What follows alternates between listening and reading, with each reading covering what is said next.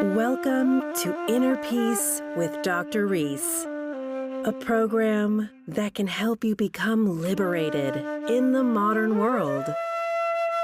Now, here's your host, Dr. Kevin W. Reese. Do you want to know what it's like to die? Welcome to episode number 74. Today, I have the pleasure of talking to Reverend Peter Panagore. He's a spiritual author and survivor of 2 death experiences in his life. Today, we're going to talk about those. One of them which happened in 1981 and another one that happened in 2015.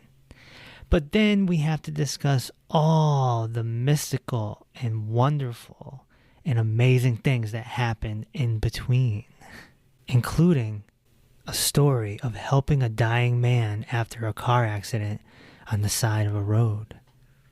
So sit down or lay down and relax, and let's begin. Peter, welcome to the Inner Peace Podcast. I'm very glad to be here. Thanks for having me, Kevin. So when you were 21 years old, you say that you died. You were climbing a mountain in Canada, and it was cold out, and you say that you ended up exhaustion, hypothermia. Take me to the side of that mountain to your last breath.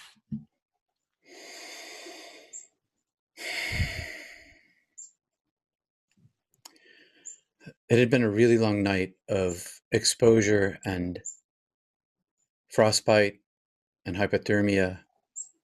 And by the time we were clipped into the mountain on our last rappel and unable to move, the rope was jammed. I went through the last stages of hypothermia. I opened my coat. I got colder, thinking I was hot, and I began to fall asleep. And I would collapse and pull myself back up again because I was strapped into the mountain. It was harnessed. I had a harness and I was strapped into the mountain. Right. I pulled myself back up to the ledge, and then it happened a bunch of times. And then I stood up this last time from having fallen asleep. And as I stood up, I got tunnel vision, like a spotlight on a stage going fade to black rapidly. Wide. I had a very wide black ring around my entire peripheral vision, and then it narrowed down in seconds. And I watched it go. And as it closed to blackness, I still retained consciousness, which was different from when I fell asleep. I knew that I had fallen asleep.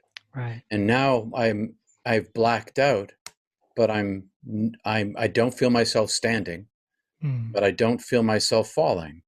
And I feel myself conscious, and I was confused. The confusion didn't last long. What I did next was look out into the horizon and see this incredibly vast, infinite darkness that I'd never seen before. It filled space and beyond space. It was extraordinarily other. And I stared out, and as I stared out, I saw far, far in the distance a pinprick of light, like an infinity away. And this pinprick of light rushed to me across this vast distance, faster than the speed of light. And it filled my entire view. Yeah. But it was this paradox of not only filling my entire view as it rushed toward me, it was also very specific at the same time. So it was both immense and tight. And its tightness was this this communication to me of intelligence and power. And it spoke without language to me. I'm taking you, and I resisted. I didn't know what was going on, but I wasn't going. And my resistance, it had no effect at all. I put up all the strength I had, and it was nothing. It just came and communicated this to me and enveloped me and took me. And then I knew I was inside this, like enwrapped in an intellect, like an intellect I can't describe to you, that was also comfortable. I was no longer concerned about what had just happened. Right. My resistance was gone, and I was carried up the tunnel, but the tunnel was this wide, infinite space, but a narrow channel as well. And I traveled this great distance and no distance at all. It was this sort of instant transportation. So it didn't feel like it took forever. It felt like it took no time at all. And the next thing I knew, I was inside, I was sort of popped into or left in or enveloped by, or the entity, I call this my angel of death. Either I was left in this space or it expanded to the whole space itself. I can't really, I often say I popped into it, but the truth, more to the truth is I don't really know what happened. It just, and it was this entity that carried me was sort of the totality that I could experience of the infinity as it carried me. And when I was in this darkness. I was in the middle of this eternal darkness that I could see in every direction. It was dark and illuminated at the same time, and I could not see the end of it. Go ahead. Your awareness is still there. I was aware that I was suddenly myself, and I had not been myself, that my previous sense of awareness was not my true self. It was my myself that was a mask I wore, a costume, a clothing. I shed that, and I was suddenly content with being who I'd always been and had forgotten. And my awareness was that, and my awareness was also, all these things were one thing. My awareness of my consciousness and the fact that I could see in every direction, they weren't separate things. It wasn't like I had a pair of eyes going into a brain. It was like my consciousness was self-aware and could see at the same time. Can't see your hands. Had no hands. Body gone.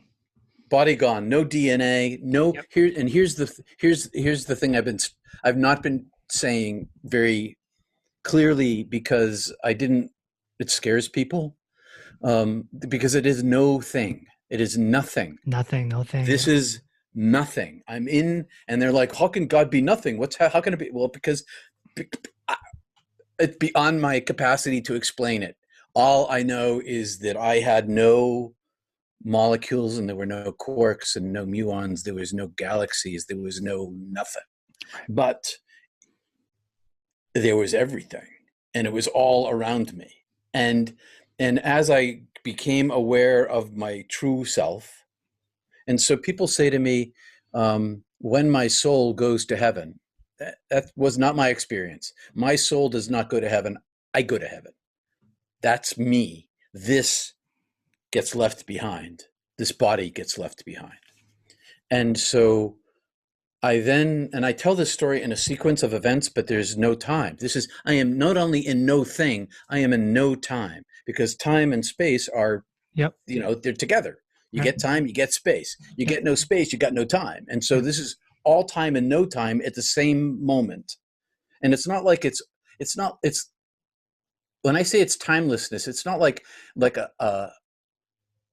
an episode of The Twilight Zone where everybody stops moving and you're able to move between people because you're in between the second. It's not like that at all, because it's all time. And time is not just this linear thing that runs out from the beginning of the Big Bang. It's like there's more to it than that. And so I pick a sequence to tell the story, but it's not, it all happened at once. Gautama the Buddha and his ancient sutras always use the word nothingness. It is nothingness. Nothingness. It is nothingness, and it's a fullness of nothingness. It's paradoxical. Anything. Some people say to me, well, God must have a reason for whatever that thing is. And I say, if you think that your capacity for reasoning is the same as God's, then no. The answer is no. If you're equating a reason for something to happen, then no, I disagree. But if you're saying that the capacity of God's reason is a capital R and so far beyond our ability to understand, then I say yes. Okay, the complexity of it, of the possibility of existing in paradox. So this is a nothingness, and this is a fullness at the same time. And I was unafraid. I was absolutely content. Sure. No, they say many gurus, mystics, many have said that, when you die, they use the analogy of taking off a pair of shoes. Yeah, there's stinky old shoes. There's a relaxation to it. Yes. There's a relief Yep. to it. That's exactly right. The fear that comes with death is ego-based, right? We just don't. Yeah. We don't want to trap our story, our life, our illusion. Yes. And my illusion was gone. And then as I said, I tell this in a sequence. There was like a portal opened in front of me, and this portal could be described in lots of different ways. But it was an opening, and this opening had an infinitely long arcing tunnel that I could see through it to somewhere else. And the surface of this tunnel was transparent, translucent, and solid at the same time. And it was this flowing it was flowing. There was this flow to it. And I could see clearly through it as if it wasn't there. Mm-hmm. I could see the flow of it, sort of the depth. I could see into the flow of it. So this is totally wrong of me to use numbers because there are no numbers there. But say it's like a foot thick, and I can see that entire inside of that. And then I could see the surface on top all at the same time.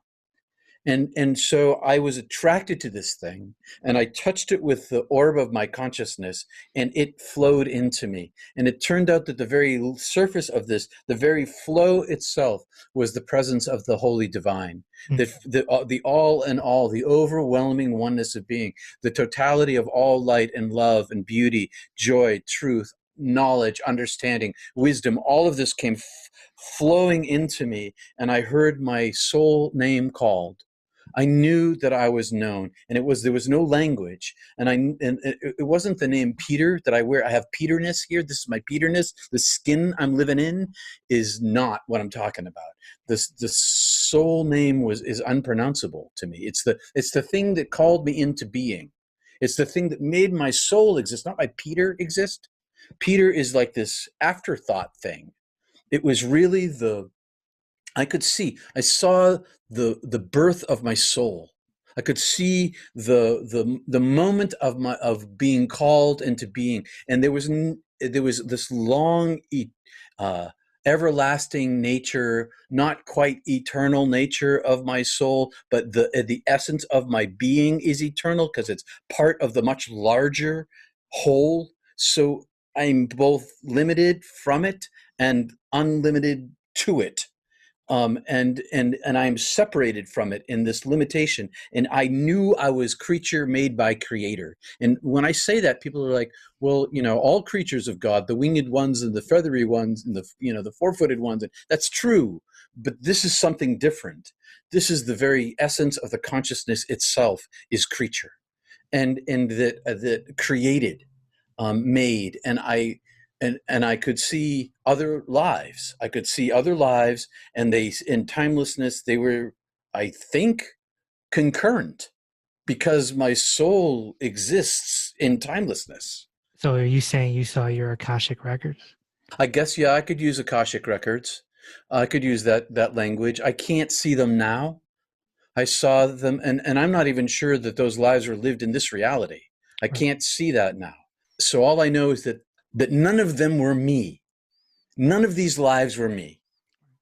I am only this soul. I then went through an experience of hell, the hell of my own making as Peter, and all the suffering I gave away in my life. It was my karma. Everything I gave away, I got to keep. Everything I gave away. Everything. All the love I gave away, I got to keep that too. All the suffering I gave away, I got to keep that too. And in order for me to have the fuller experience, I can say after the effect, because at the time I didn't know this, in order for me to enter more fully into the heaven, I had to lose the baggage, things I can't bring with me. I can't go in there carrying these things. And so it was like I went through my life review.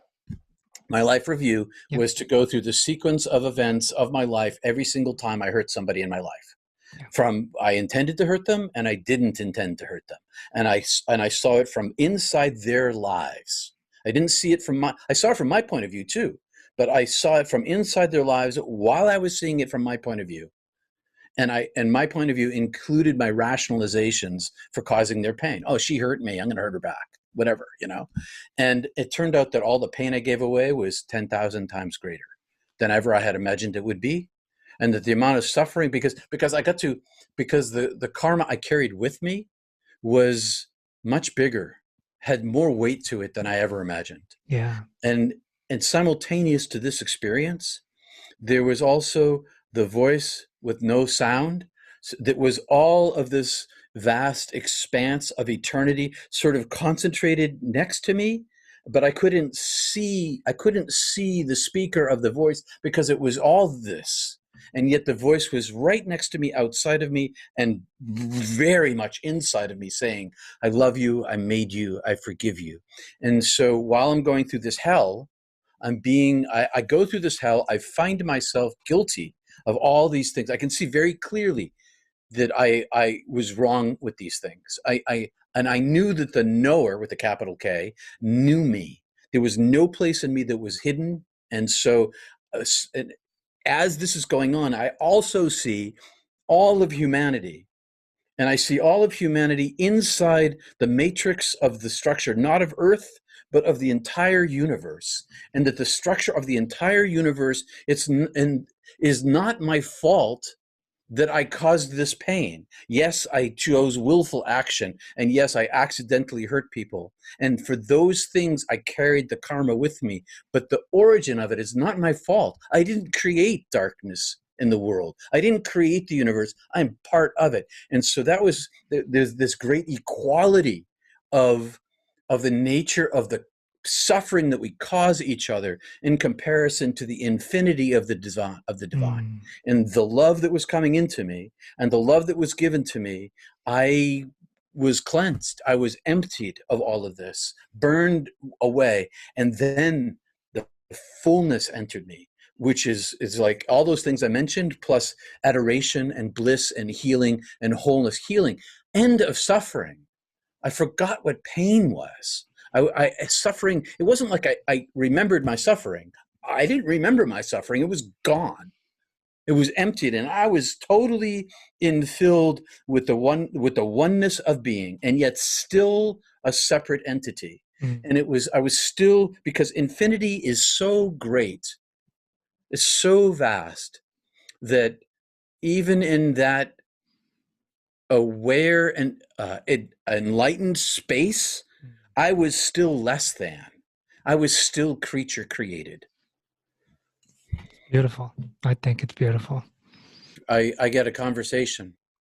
I say, am I dead? And the voice says, you're dead.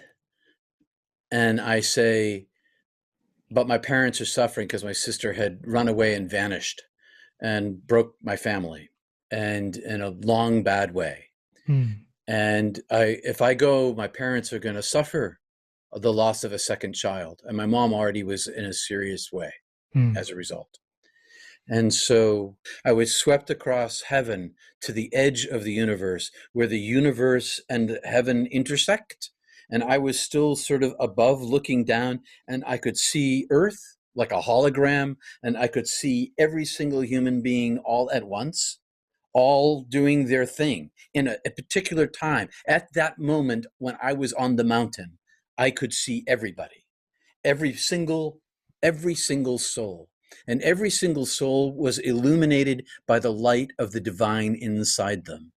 And they could see it not because everyone was under a veil of forgetfulness, of blindness, and there were wars going on, and people making love, and babies crying, and everything inhuman, everything's going on, and I can see the veil, and the voice says to me, in this infinity voice that has no sound, but much larger than when it was forgiving me, it says to me, in the way that I love you now, with this immensity of love that is 10 universes times a trillion, so infinite, I have always loved you. My love, it was, is, and always will be. And because of my love, no one is lost. No one is lost, and all is well. All has been well, and all will be well. And now you know that timelessness is reality, Mm. and time is illusion. And your parents, who I could see their faces, and I could see the length of their life without me and their suffering, Mm. and I could see the length of their life with me and less suffering. And I was shown these things, and then I asked whether I had to stay. Mm. And the voice said, I want you to stay. It's your time, essentially. Come home, my beloved. And I could see that I was the beloved of God. I Mm. was the most important soul ever made. And simultaneously, I could see that every single human being was just the same as me. Yep. Every single one, the most beloved. And I know that that sounds paradoxical. Not to me. I mean, we're all made of the same stuff. We are totally made of the same stuff. Dying is essentially a part going back to the whole. Yes, it is. Yeah.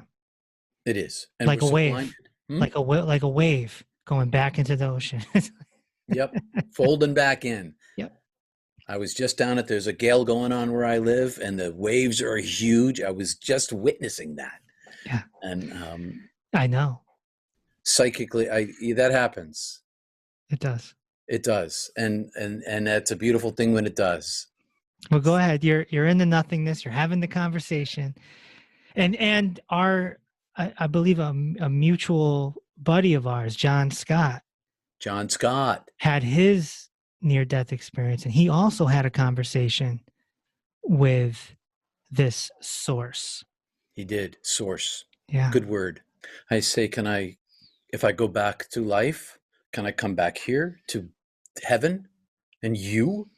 And Source says, yes, but it's not, I don't want you to go back. And I say, but I haven't gone through the door yet, this portal. And voice says, no. And I say, do I have to? Voice says, no, you don't have to. I say, I choose to live my life. And the voice says, you won't live your life. Sends me back. And on the way back, I'm suddenly swept out. I see in front of me a million different sort of like tubes, openings, and they're all stacked like a big cable. And I get to choose which tube to enter. And there's all these different entry points back into my life. And there's like a concentration in the middle of the pure beam of the white light. And I don't go there. I go off to the side. And I think to myself because I only have a split second to make this choice. Mm. And so in timelessness, okay, so this is paradox, right? So I make this choice. I go off to the side of the purity of the light, but I'm close to the light, and I end up back in my body. I get crushed down. I feel myself getting reduced in size. Like before I get to my body, I'm being crushed, like smushed, like a compactor at an auto parts, Mm. in a junkyard. And it felt like I was being screwed back into my heart, like on a big screw, like a and it would hurt me. I felt like, and each twist as I into my body again, I was in suffering. And so my first experience of the world was my whole existence. Everything hurt.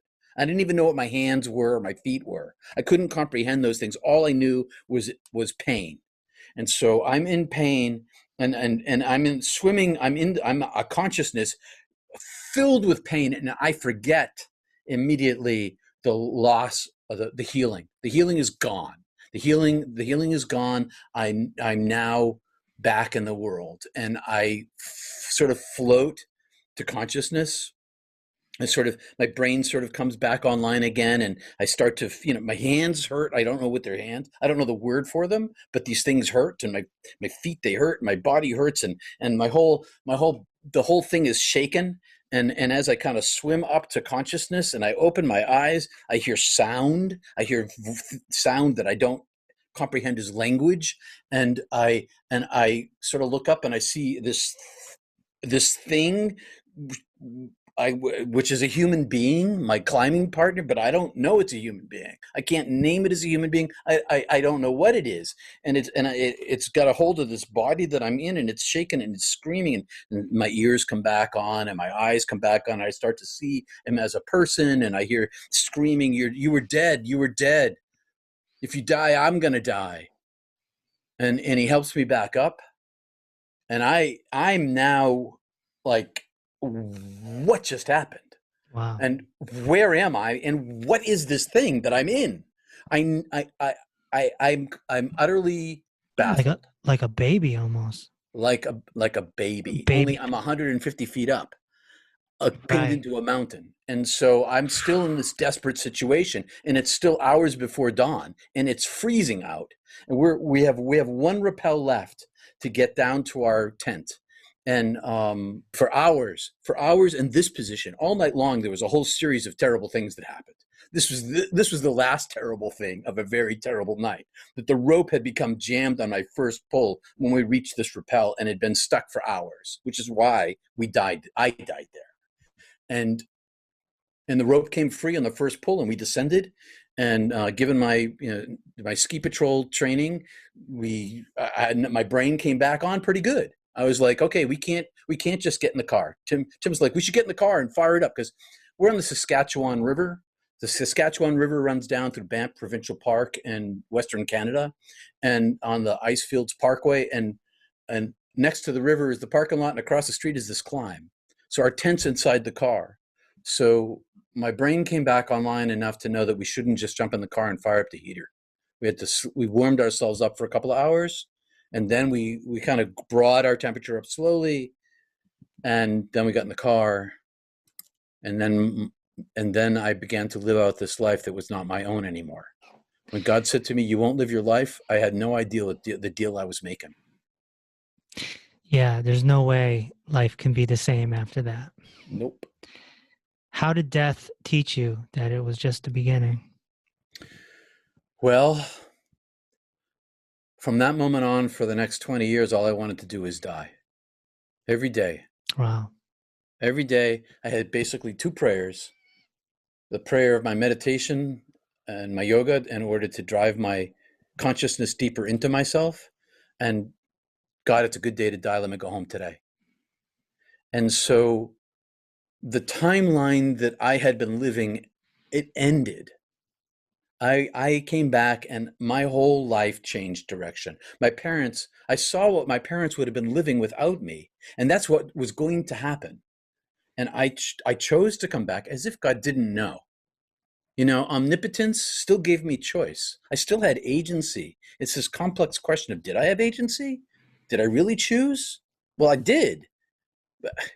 So the timeline changed, and my life changed. I was an alien I was a stranger in a strange land, to use the biblical motif.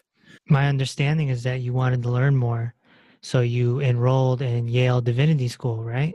I was going to be an architect. I got into Georgia Tech in architecture for graduate school, Yeah. and I kind of also applied to divinity school, and I did the architecture thing because that was the goal of my family, my whole life. But I'm like, I gotta figure this thing out. I came back with I came back with a mission, and now I'm finally feel like I'm able to talk about it. I came back to be a messenger for the message. I'm not the only one, but I am definitely one of them. This roaring ocean of just message. Speak my message. And it's no language. And so there's no language with this. I don't know how to say it. I'm like, Right. mouth open, Right. no sound. Yeah. Language can't explain this stuff anyway. So I went to divinity school to study mysticism across the university, and I ended up doing an independent study under the dean of admissions for 3 years, sort of on the down low. Nobody knew about it. First of all, I'm from Connecticut. So Yale is 45 minutes from where I'm talking to you right now. I didn't even know there was a divinity school. Oh, I say, it's the first part of Yale. Yeah. And so I just learned about this when I was looking up information on you. And I'm like, wow, I might have went there 10 years ago if I had known about this.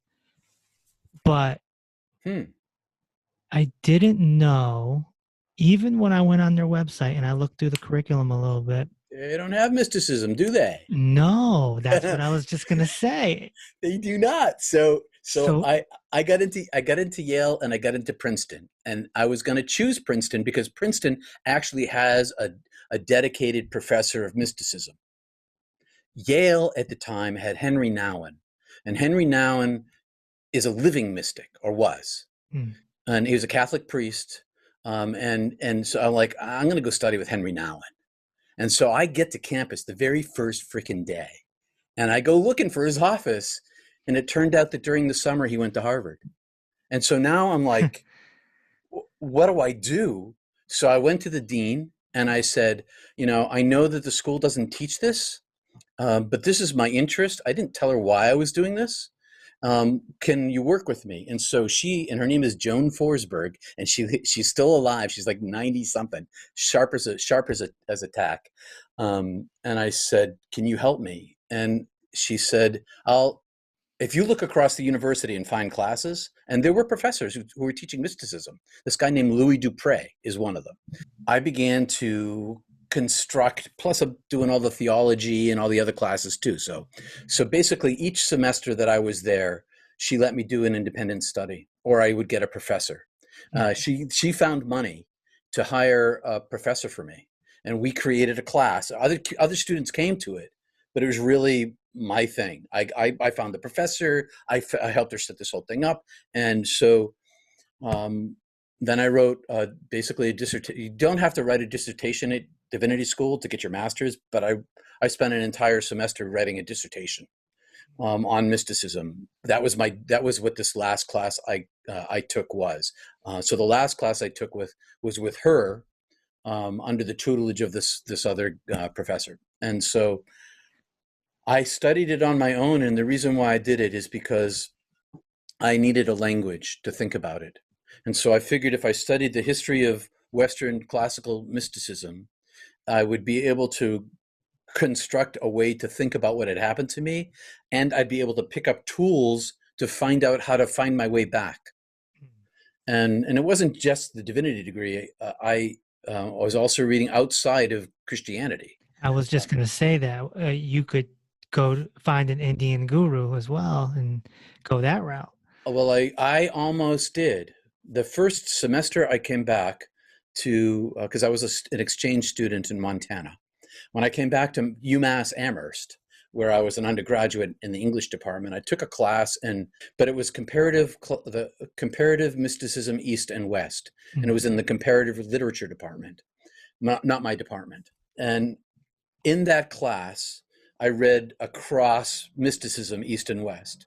And I went to the professor. He took us on a Zazen sesshin at the local Trappist monastery, which happens to be the place where they developed centering prayer, which was a compilation of their contemplative life, Zazen and TM.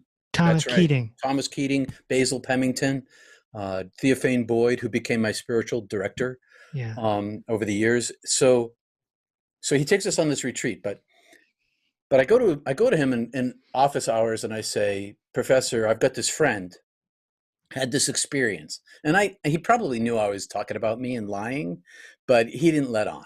And I've got this friend and had this experience and wants to pursue mysticism. What should he do, Professor?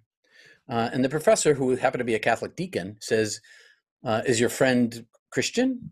I say, my friend was Christian before this happened, and now has no religion. But he said, but the context of their culture is Christian, raised in the United States, in Massachusetts, maybe. And I'm like, yeah. So we established that this person is in a Christian context and a Christian culture. And he says, so here's the thing: you could go to India and study with a guru. And I had been reading Paramahansa Yogananda. Right. So that was in the Buddha and Plato and all these other books. Sure. And so he said, inside of all the major religions are strains of mysticism. Yeah. And if it's a mythology and that you're looking for, if it's a mythology that you're looking for, so if your friend has needs to study mysticism and that person's looking for a mythology and framework, stay in the context of your culture. Stay in the context of the culture, because you're not going to have to learn Sanskrit. Right. You're not going to have to learn the culture that surrounds this and all the mythology that they grow up in India. I mean, they have cartoons about Krishna. I mean, I didn't see cartoons about Krishna growing up. They're pretty great. They're excellent. They're excellent. They're excellent cartoons. Yes. In the movies too, you know? Yeah. So he said, your friend would be doing a lot of catching up, whether it's Japan or China or India. If your friend wants it, your friend can find it right within Christianity. And so that's why I chose that route. Right. Right. Mysticism, you don't have to be a monk. You don't have to be a rabbi. It's just, you could do it in your room if you want. And the temple of your heart. In the temple of your heart. So when did you become a reverend? So at the end of this 3-year thing at Divinity School, Master's is a 3-year program. And so at the end of the second year, my dean says to me, so what are you going to do with your studies? I said, well, I'm going to go get my doctorate. I'm going to get my doctorate. I'm going to study mysticism, East and West. I've got this idea to study the intersection in Indonesia, where Christianity, Islam, and Confucianism and Taoism all kind of mixed up in one place. So this idea that I would go down there and do my dissertation, do my thesis down there, but maybe at Yale or at Harvard and or Princeton, one of those places. And she said, I've been watching you all these years. I think you'd make a great pastor. I'm like, a pastor? She says, yeah, I just think you ought to give it a try. So I say, okay. I take the polity class, which is like the politics of my denomination, which is I'm not really a denominational person, but the denomination I eventually entered. And at the end of that third year, all the young seminarians were, not all of us, there were 3 of us.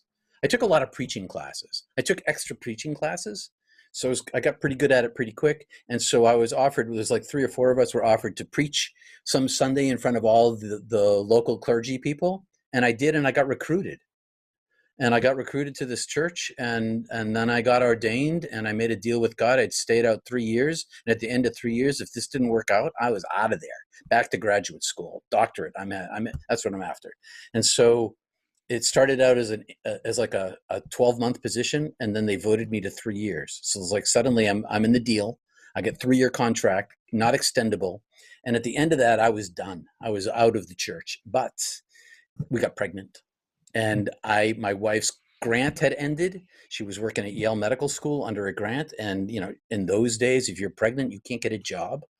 And so when the grant ended, she couldn't get into another gig. And I had to get a job. The only thing I could do, the baby's coming, and there's no stopping it. I gotta stay in the church. So that's what I did. This is a topic that comes up a lot on this podcast. You are in the Christian tradition. You're a reverend, yet you have a vast understanding of mysticism.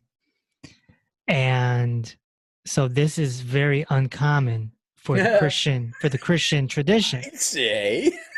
I mean, I remember when I released my first book, I had and it's a book on health, but there was a chapter, because I met a mystic in 2012 and he changed my life.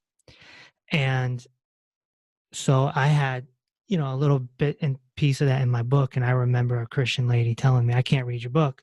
Yeah. Because the word mystic is in it. Yep. And I'm like, oh, okay. Yep. Because the revelation ended. Boom. You don't know what a mystic is, clearly. Nope. Clearly not. So how do you intersect these two avenues that don't really necessarily go together traditionally. Well, I would argue historically that they do go together traditionally. That's Well, why there's a huge amount of literature all through the flowering during the Middle Ages, why there yeah. were mystics all over Western Europe. You can Zohar the and, Zohar, and other Kabbalah. books as well. There was a flowering that was going Yeah. on. And Yeah. so, but once the intellectual, the age of enlightenment came, and science became dominant, and I'm a science head, okay? Just to make sure your listeners know this, I read science articles every day, 3 or 4 of them. I'm totally up on what's going on. I love science. When science came online, it developed in the West 2 forms of Protestantism, basically. You get your evangelicals that reject science altogether, Yeah. and then you get your mainline Protestants that utilized the tool sets of scientific thinking and instituted them into the church in the critical thinking and historical examination. It's called hermeneutics and exegesis. So they use a historical critical context of the wider culture to do the forensic work on the scriptures. So they're totally using scientific thinking. But both groups cast out God, the experience of God, the direct experience of God. And so when I got ordained, I kept my mouth shut. I kept this a secret for 20 years. I kept my mouth shut through the entire first ministry as the associate, the second ministry on this island off the coast of Maine. I kept it a secret the whole time because who is going to listen to me? Right. But here's the great blessing of it. Okay, so I knew that Wordsworth and Blake and Emerson and Thoreau all went to divinity school, and that they practiced writing. So as a minister, I got to practice my writing every week. I got to do research, so I could research anything I wanted to. So I continued my mystical studies while I'm working, and I could meditate and do yoga every day, because no one's going to say, what are you doing? Well, I'm praying. And so I got to continue my entire inner life in the public view, and nobody knew. Right. I only seek the oneness of being. Everything I do is all about the interconnectedness. And the deeper I go into the oneness of being, the deeper I connect to the unity that I know exists and is real, then the more my life around me becomes magical. Like so it's like this big bubble of support. I get this big bubble of support around me all the time, Yeah. that I was going to tell them the truth finally. And tell them that I'm not a believer. I have no belief. I am not a Christian. Mm. I have no faith at all. I have Mm. zero doubt. Say I it. am 100% know that I'm known by the knower, and God had no religion. Yes. And so You were playing a role. I was playing a role. Hey, I play the role of doctor. You got to do something when you're on stage. That's right. That's right. So how could you be Christian? You're coming face to face with source. You're realizing that human beings have created these political systems we call religion that are, but the truth is the truth, whether you're Hindu, Christian, or Yep. Buddhist or atheist. Yep. Even atheists find out. Oh yeah, big time. And atheists who have near-death experiences, they don't come back as atheists. No, John Scott is one of them. John Scott's one of them. He was on this podcast, episode 48. And Yep. yeah, he's one of them. Many atheists. In fact, atheists might have an even more open mind to it. Oh, some of my best friends are atheists because they're the most spiritual people I know, even though they deny it. Yes. Yes. They say, Peter, you just have the God madness. I'm like, yeah, I do. So piggybacking off this, here's a big question for you. You ready? Yeah, I'm ready. Is Yeshua, Jesus the Christ, is he the Son of God, or is he a great mystic? I'm not sure whether he has to be either or. I think that they deified him. Is Okay. Jesus God? If the answer is yes, Jesus is God eternal? Yes, God is eternal. Then how did Jesus die on the cross? Mm. And so There's this when he's outside the tomb of Lazarus, he prays out loud and says, "Look, I'm praying out loud for them to hear me, because I pray to you in silence usually, and I want them to know that I only do what I see you doing." And on the cross, he says, "Lama lama sabachthani, why have you abandoned me?" Yeah. How can God abandon God's self? And so they deified Jesus, and they totally missed the message. I have no trouble with resurrection, because I think there's physics we don't understand. I know there's physics we don't understand. Yeah. I know that's true. And so, did he rise from the dead? Yeah. Did I rise from the dead? Yeah. Did Yeah. 10 million of us rise from the dead in the United States, and around the world, hundreds of millions? Yep. Yeah. Yep. And what do we come back with? We come back with the message of love. What was Jesus teaching? Love. Love. And so, and there's the scene when he's up on the mountaintop, and he's like, it's called the Transfiguration, where he becomes an illuminated being of light. Yes. And two other illuminated beings of light show up. Yep. I've been in presence of illumination. Yes. And so could Jesus, let's expand this even bigger and say, every single Christian church that has developed politically down through the centuries and still exist believe that they have a lock on the truth, and that the Coptics think the Catholics and the Orthodox are all heretics, and the Protestants too, and it works across all of these groups. So let's think about that huge cataclysm that killed all the dinosaurs and allowed the mammals to develop.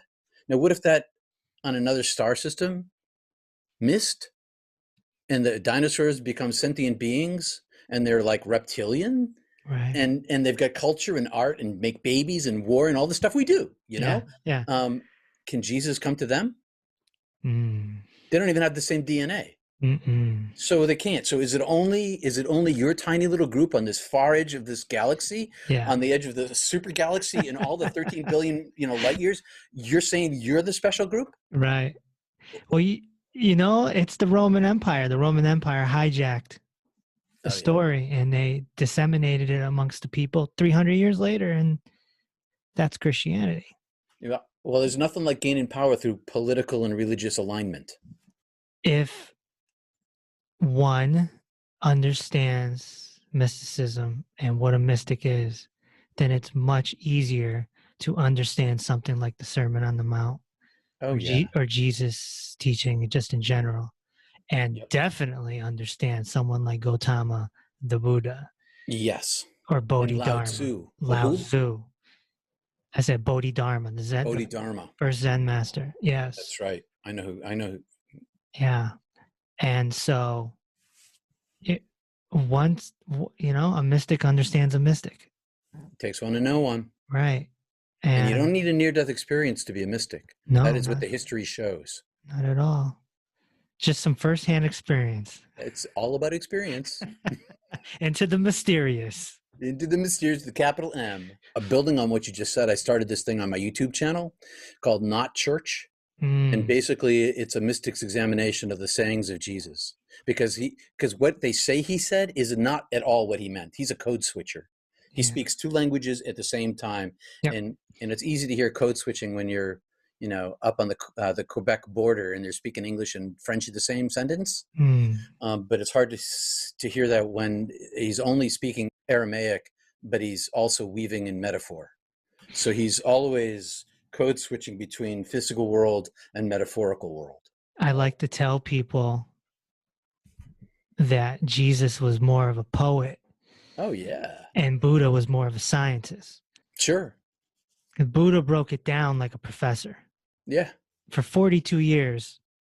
I mean, there weren't whiteboards back then. You see the whiteboard behind me? I see it back there. But if someone like Siddhartha Gautama had a whiteboard, man, that would have been pretty. It would have been like all outlined. Everything that Einstein and Tesla, I mean, he was just incredible in that way. And then someone like Lao Tzu was just so simple. Yep. Just earthly. But Christianity seems to be dissolving. It's dissolving right now because people are having small awakenings of religion being nonsense in a certain way. And All the young people who have LGBTQ friends, yeah, or they are themselves, right, they're all flocking out. They're like, no. My right, friend who is so lovely and kind and beautiful is going to hell because their genetics predisposed them to right, being a lesbian? I don't think right. so. Yeah, I have a buddy who grew up evangelical. I mean, the whole 9 yards, the on stage holy roller, faint, the whole 9 yards. He grew up in that, Mm-hmm. and as soon as he was old enough, he out, Out. out. I wish that more Western folk understood Eastern mysticism, because Hinduism and Buddhism and Jainism, I'm not going to say that they're, 100%, but they're just so much more on par. Well, they have a more highly developed symbolic system, I think, than we do. And it's easier to pick apart um, the stories that they tell because they understand that it's so delineated. It's so delineated, I guess. It's more like Buddha. It's like every god has this certain aspects of the holy oneness of being, and they kind of personify that in this person. Ganesh and Shiva and all these things, and it just makes it easier to grasp, I think. Yeah, absolutely. Somewhere in your story, you die again. I do. I died in 2015 of a heart attack, a genetic thing in my family, and it killed my grandfather, killed my sister. What it killed my dad did kill me, and so I was fit, but it has nothing to do with fitness and diet.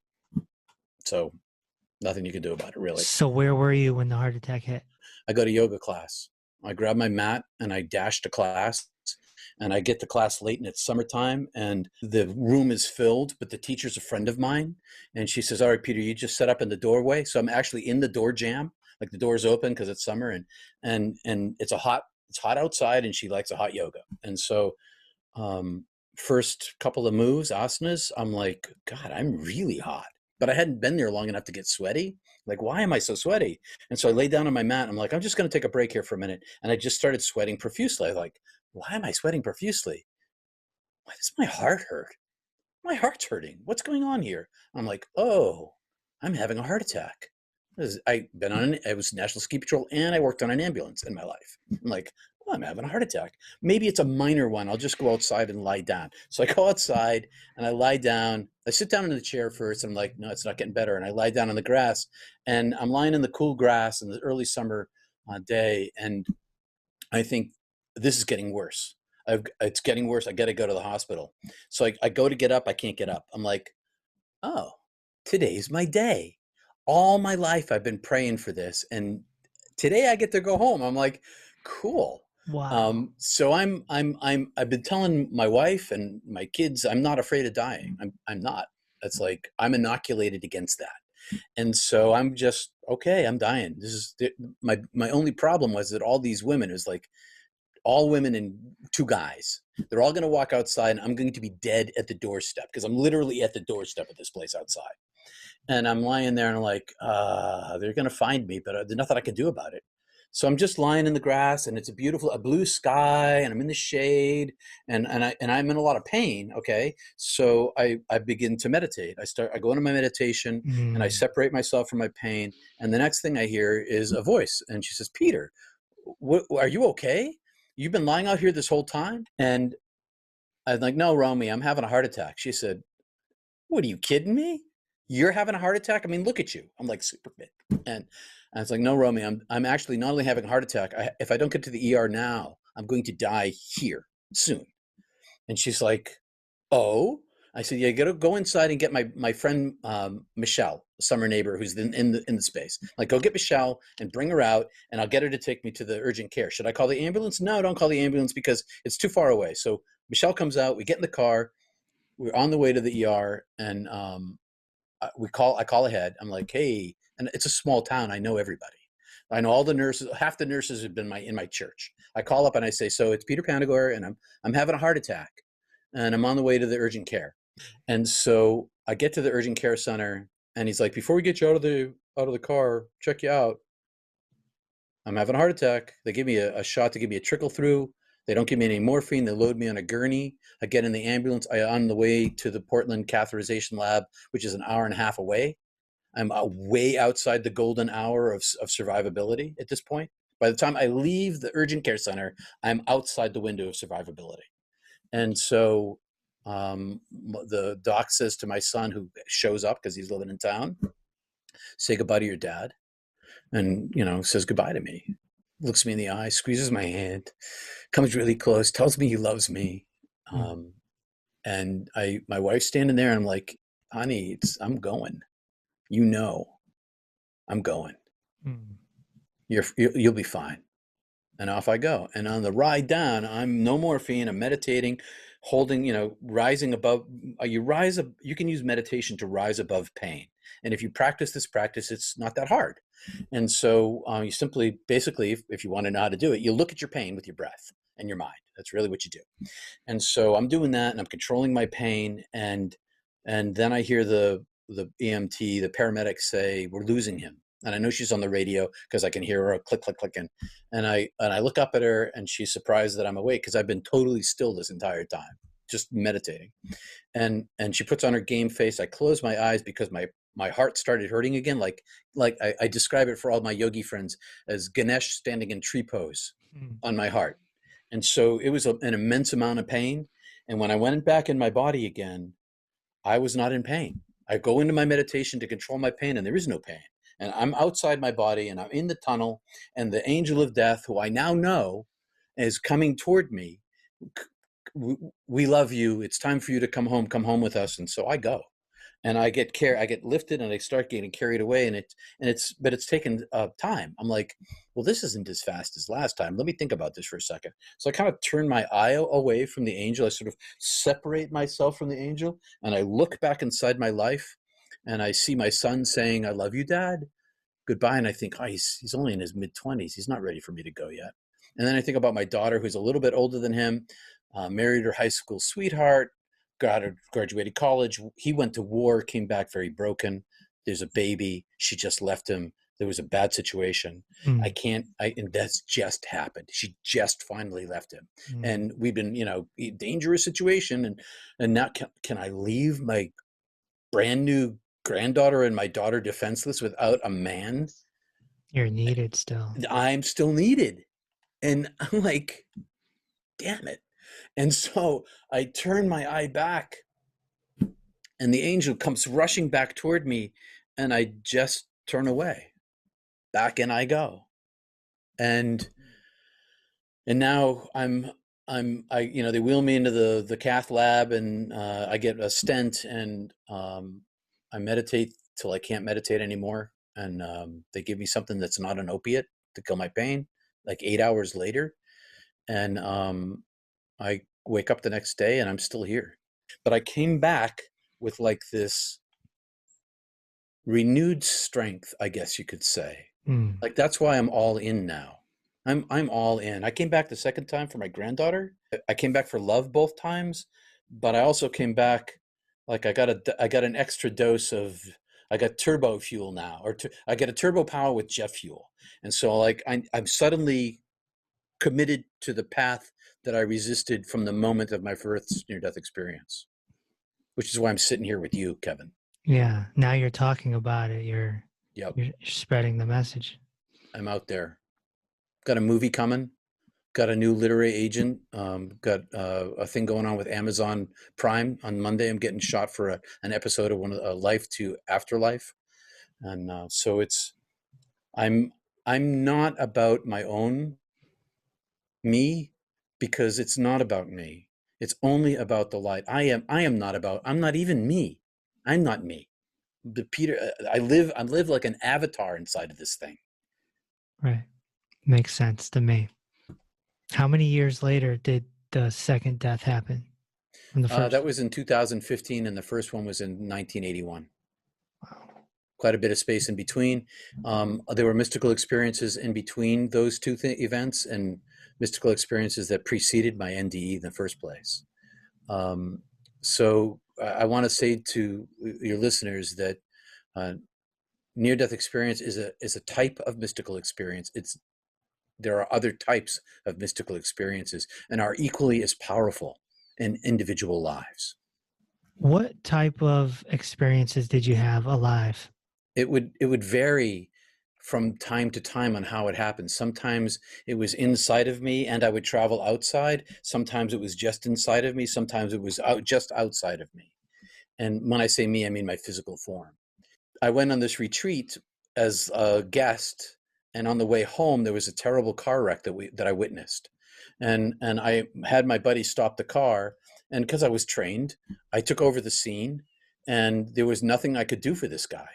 And he was maybe my age, but he was pot-bellied and, a poor dietary life and kind of. Uh, and so when I palpated him, I expected to touch soft belly. I did not touch soft belly. I touched stone, like rock, and I thought, and he's unconscious, so he can't talk to me. So I think he's bleeding out internally, and it's rapid because his belly is filling. Because what happens is soft tissue becomes hard when you bleed out, and so I think he's bleeding out internally, and there's not a thing I can do about this guy. And so somebody called an ambulance. Pre-cell phone days, I don't know how that happened. I was busy, and so while I'm waiting for the ambulance, I yell out, "Call an ambulance!" Somebody gets that. It's the ambulance called. Yeah, the ambulance is coming. And so I don't know what to do, and so I kneel next to him, and I put one hand over his forehead, and one hand over his like number 2 chakra, and I just begin about this high off him, and I just begin to meditate. And I just meditate with this guy. And as I do this thing, my crown chakra opens on no effort of my own. Okay, did not make any of this happen. It opens, and all of the chakras open, and my whole interior is like getting hit with an illuminating bolt of lightning. Waboom! And myself vanishes. Peter is no longer present. When this pulse comes through me, I am only the light. I am only in the light itself. All sense of my self is gone, and it pulses through me repeatedly, like a kaboom, kaboom, kaboom. And each space in between, I'm like, I'm back. Peter's back, and I'm like, what is this? Kaboom! And so then the ambulance arrives, and this thing ends, and I explain to the EMTs what's going on. They put me on traction, so I'm holding the guy's head. And they collar him, and we get him strapped to a backboard, and we lift him up, and we put him on the gurney, and off he goes. And so I get back in the car, and I'm sitting in the car, and I'm telling my buddy about what happened, because he's driving, I'm in the passenger side, and I'm just telling him the story. And as I'm sitting there, I look up and I see a cross on the top of a church. And I'm looking at this cross. It's like on in the city somewhere. And I watch it leave the steeple and fly towards me. And when it hits me in the solar plexus and number 3, it's like I'm exploded inside with pain. And now I have all of this man's pain, all of the pain that I'm like somebody took a knife and was whipping it around inside of me. And I'm writhing in the front seat of the car, screaming in agony. It burns, it burns. And my buddy is like, he doesn't know this about me. I had never told him that I'm a near-death experiencer. And so he's like, what is this? And then over the next 3 days, I was in and out of this. It would wash into me like a fountain of pure bliss. And whenever I closed my eyes, I was out of myself, being carried by my angel across the vastness of the universe until over 2 days, until I reached the edge of this place where the universe was the creation space of the universe, where the light of the divine was pouring itself out and reducing itself into the darkness, and inside the darkness is how the creation is made in the universe. So it's like this light is hidden inside of all the darkness, and the darkness rolls out from the infinity of the light of being. And the darkness is not evil. The darkness is existence here. Right. Yes. And I hang there with the angel, and I watch this happen. And as I see the light, I think to myself, the light. And as soon as I think to myself, the light, boom, I'm out. And meanwhile, in the real world, over 3 days, everybody's upset at me. I can't go to class. My wife is panicked. My friends are like, what's wrong with Peter? And so they did an intervention. They were going to bring me to Yale New Haven Hospital and the psych ward. And they gather and they're like, Peter, we think that there's a problem. It's day 3. We think there's a problem. And but previous to that, I had finally gone to a class because this thing happened, because I got popped out, and I'm sitting in class. And as I sit in class, I feel my ego sense of self shatters, like the puzzle of my false self breaks into 5,000 pieces, and I'm in the middle of class, and I'm now dissembled. I have no self left, and then the self reassembles. And after the self reassembles, this professor, his name was David Kelsey, it was a New Testament theology class, systematic theology. He looks at me, and I don't know what look was on my face, but he looks at me and he calls on me. And he says, Panagore? And he asked this question. I'm like, can you repeat the question, professor? And he repeats the question, and I happen to know the answer. So I give him the answer, and the class moves on. I go home, and there's this intervention waiting for me. Something you probably didn't want to experience from friends and family. No, and what the deal was, I said, look, I'm back now. I know. I said, it was my buddy Brian and my wife, and I said, Brian, I got to tell you, my wife now knows the story. I got to tell you what's going on here. I got to tell you I died. This was all a secret. My wife knew. Nobody else did. Nobody knew. So you had to tell them about 1981.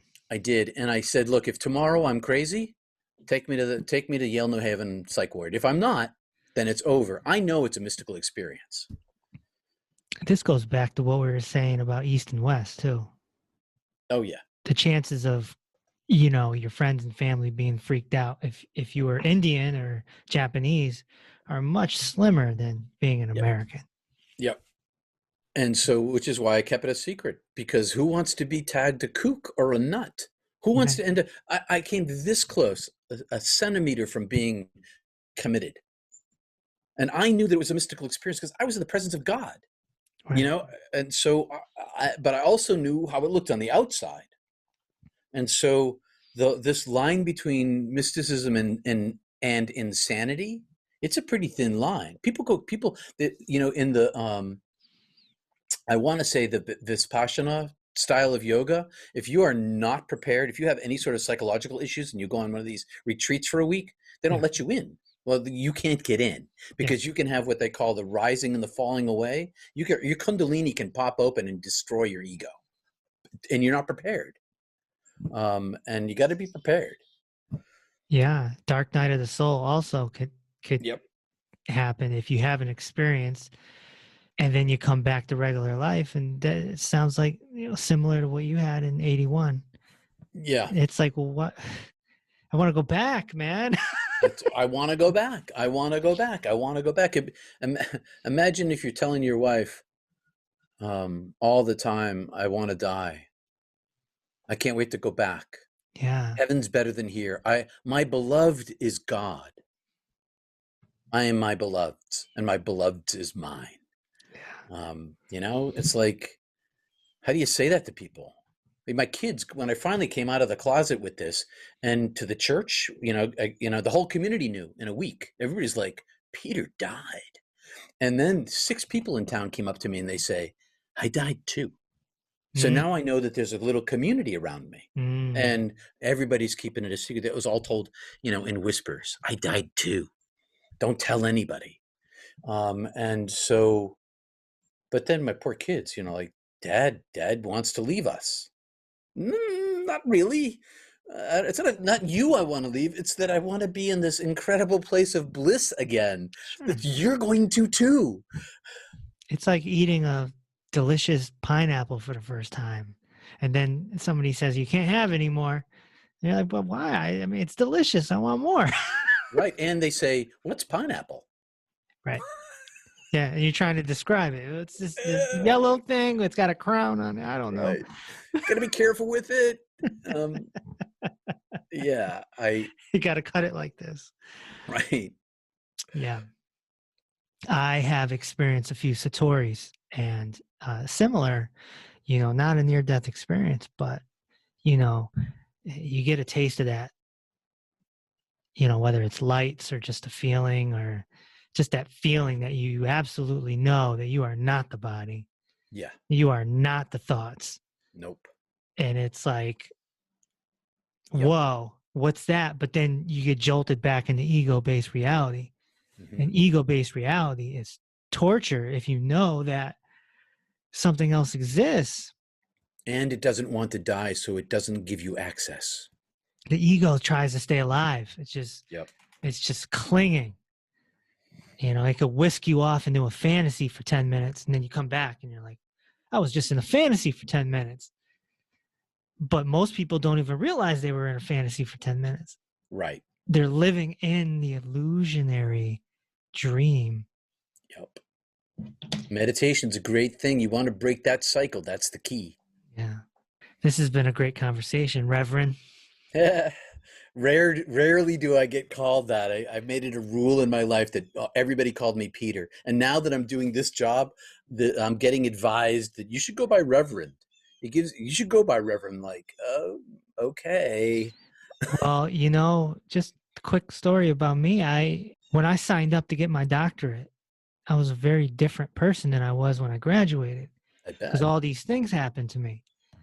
And once I finally got it, I didn't want to even call myself doctor No, why would because you? I'm like, it's stupid. I'm just Kevin. I'm not even Kevin. I'm not even Right. Kevin. Never mind Kevin, how can you doctor. be a doctor, Kevin? Right. So there was this incident where I was at an event and I ran into the mayor of my city. And, she's going around shaking hands, kissing babies, right? And so I introduced, hi, Kevin Reese. Nice to meet you. And my buddy is like, why the heck didn't you introduce yourself as Dr. Reese? Yeah. And I'm like, I don't know. I Because feel uncomfortable, And he's like, no, you need to be Dr. Reese. That's what's best for business. right. He's like, you call a restaurant right now and you get the good seat. You You do call that. doctor on them. Right. And so I understood. And then I thought about one of my favorite people on my journey, which is Ram Dass. Yeah, yeah. And I'm like, all right, well, he was Richard Alpert. And then he got initiated as Ram Dass and he ran with Ram Dass for the rest of his life. Yep. And so I said, all right, well, Dr. Reese is going to be my Ram Dass. Oh, that's a good idea. I like that. So I came up with a logo and I started branding myself as Dr. Reese. And then eventually, when I said I'm going to do a podcast, I said, well, it rhymes with peace. Yeah. So inner peace with Dr. Reese. I thought that was alliterative and wonderful. So I look at it as a complete gimmick, a complete role. It's just a role. So yes, Reverend will help you if you go Reverend Peter. That's where I'm headed. We just have to get over it because we know that it means nothing. But Right. Well, that's why I was not using it because it means nothing. But there is the PR. There is PR, and I'm enough in the world to know how things work. I adapt. I dress the part. Yeah. Exactly. We're here to play the role. You said it earlier. We're on the stage. Totally. And just play your role. And I think, Reverend will help you. So thank you, Doctor. And thanks for having me on your show, Doc. Appreciate it very much because you're playing your role and I'm playing my role. That's and right. when we intersect, we strengthen the whole. We just dance. Yep. What a great conversation. Riveting. If you want to see the video version of this podcast or get other bonus material, then be sure to become a member of our Patreon page, patreon.com/Dr. Reese. You can just very simply download the app on your phone, become a member, and your support will help us create an advertising budget so I can bring on some help and expand so more people can hear what Reverend Peter has to say, what Dr. Robert Morse has to say, what Santos Bonacci has to say. what Michael Cremo has to say, and the list goes on, so we can reach more ears and spread truth. I'll talk to you on the next episode. Thanks for listening to Inner Peace with Dr. Reese. If this episode opened your heart, feel free to share on social media and tell your loved ones. Also, be sure to subscribe so you never miss an episode. Until next time, may peace be with you.